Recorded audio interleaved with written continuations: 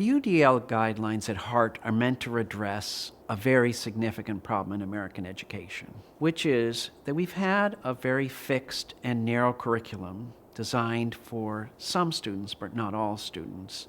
And we then have labeled or described the students for whom it doesn't work as having disabilities or having weaknesses or struggling learners or something. We now think of curricula and schools and learning environments as having their own disabilities.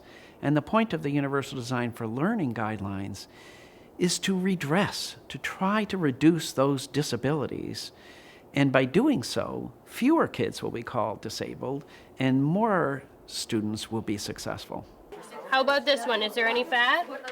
No? And how about that one? No. Okay, so let's go on to another one.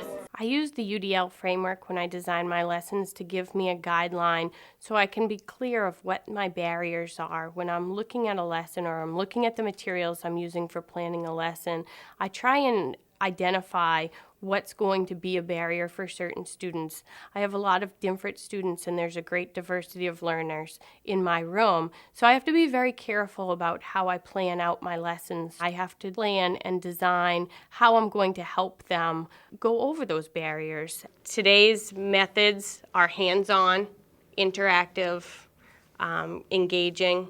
So hopefully by doing that and having them actually doing something, instead of reading about sugar molecules, we're going to demonstrate it in a different way.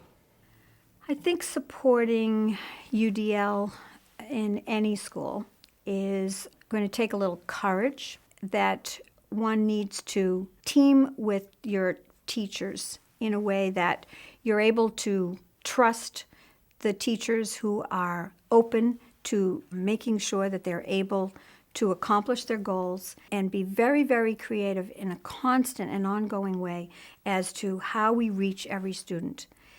Administrators need to validate the hard work that goes into that. I think they need to cheerlead in some time. I think they need to also make sure that the work we're doing is accountable, make sure that the assessments are there, and that UDL is good for everyone. UDL is not for specific types of students, so that each of us, every single one of us, is able to get what we need and make sure that we feel that thrill of knowing that we've accomplished something and that learning is exciting. In the end, what I find is that the students are on the same page, and it's really rewarding to me to have students who are non-readers participating in a conversation with my top-level students and have that interaction going on in class. And that's when I know I've done something right.